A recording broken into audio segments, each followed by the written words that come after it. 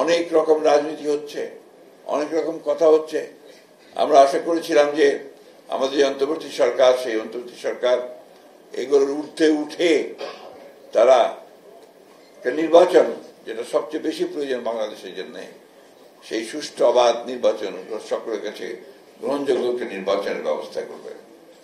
তারা চেষ্টা করছেন, নির্বাচন কমিশনও চেষ্টা করছে, কিন্তু মাঝে মাঝেই আমরা এমন কতগুলো বিষয় দেখতে পাই যে বিষয়গুলো আমাদেরকে একটু উদ্বিগ্ন করে তোলে। আপনারা জানেন যে রাষ্ট্রীয় ব্যবস্থাকে পরিবর্তনের জন্য কিছু কিছু জায়গায় একটা সংস্কার কমিশন গঠন করা হয়েছে অনেকগুলো। সেই সংস্কার কমিশনগুলো তাদের মধ্যে আলোচনা শেষ করেছেন, রাজনৈতিক দলগুলোর সঙ্গে মতামত নিয়ে তাদের আলোচনা প্রায় শেষ হয়েছে। আগামী 17 তারিখে সবাই আশা করছি আমরা যে এই যেগুলোতে একমত হয়েছে সেগুলোতে সব রাজনৈতিক দলগুলো স্বাক্ষর করবে, এবং যেগুলোতে একমত হতে পারেনি সেগুলো ভবিষ্যতে নির্বাচনে, আসন্ন নির্বাচনে সেগুলোকে প্রত্যেকটি রাজনৈতিক দল তাদের ম্যানিফেস্টো হিসাবে নিয়ে আসবে, জনগণের সামনে সেটাকে প্রস্তাব আকারে তারা তুলে ধরবে। সেইভাবেই তারা চিন্তা করেছেন। আমার মনে হয় 17 তারিখে সেই বিষয়টাই সামনে আসবে। এর মধ্যে অনেকগুলো বিষয় এসছে যেগুলো আপনার আলোচনা, এখানে এই ফোরাম নয় আলোচনা। তারপরে দুই একটি বিষয় আমি একটু আপনাদের সামনে তুলে ধরতে চাই। যে একটা জাতির, একটা মানুষের যে আপনার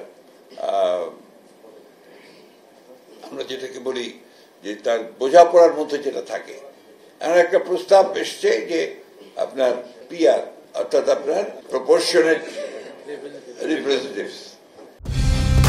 কালার এক্সপার্ট, জর্জ স্যাপ এবং মাইল্ড অন হ্যান্ডস টেকনোলজি সমৃদ্ধ অরিক্স ক্রিস্টাল ওয়াশ আপনার লন্ড্রি এক্সপার্ট।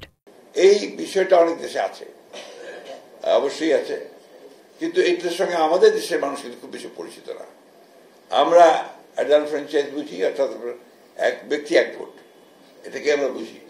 সেভাবেই আমরা আপনার এই গত 50 বছর ধরে, তারও আগে থেকে আমরা সেভাবেই, ইনফ্যাক্ট ব্রিটিশ পিরিয়ড থেকে এই বিষয়টা, এই পদ্ধতিতে এখানে কিন্তু নির্বাচন হয়েছে, পার্লামেন্ট গঠন হয়েছে, সরকার গঠন হয়েছে।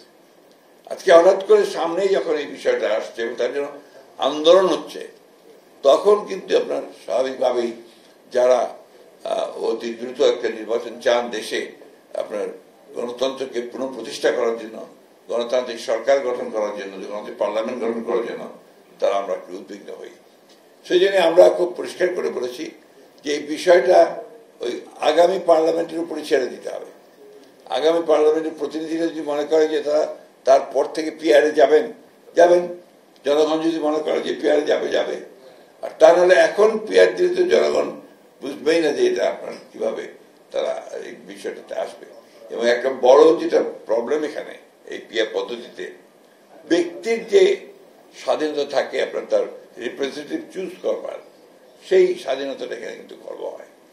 দলকেই চুজ করতে হয়, অর্থাৎ ওই দলকেই ভোট দিতে হবে। কোনো এই গোবিন্দ বাবু আজকে 4 নম্বর জন্য চাচ্ছেন, এটা ইম্পর্টেন্ট হবে না। যে দল থেকে চাচ্ছেন সেটা ইম্পর্টেন্ট।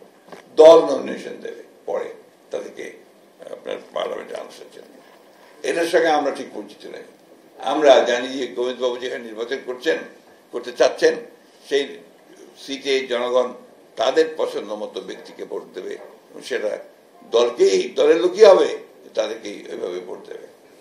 এই বিষয়গুলো আমি অবতারণা করলাম এই জন্যে, যেগুলো আমাদের সামনে কিন্তু আসছে। একটা জিনিস আপনাদের সবসময় মনে রাখতে হবে যে বাংলাদেশের যে সমাজের, রাষ্ট্রের, জাতির আত্মা যেটা সোল, এই সোলটা কিন্তু 1971 সালে আমরা ওই অসাম্প্রদায়িক একটা বাংলাদেশ, এই বাংলাদেশ নির্মাণ করার জন্য কিন্তু আমাদের সেই সোল আছে। এই সোলকে আমরা নষ্ট হতে দিতে চাই না।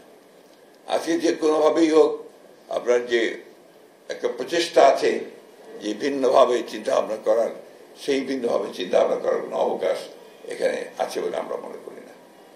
আমরা মনে করি যে এখানে বাংলাদেশের মানুষ একটা জাতি সামগ্রিকভাবে, এবং এখানে সেইভাবে আলাদা করে দেখবার কোনো সুযোগ নেই।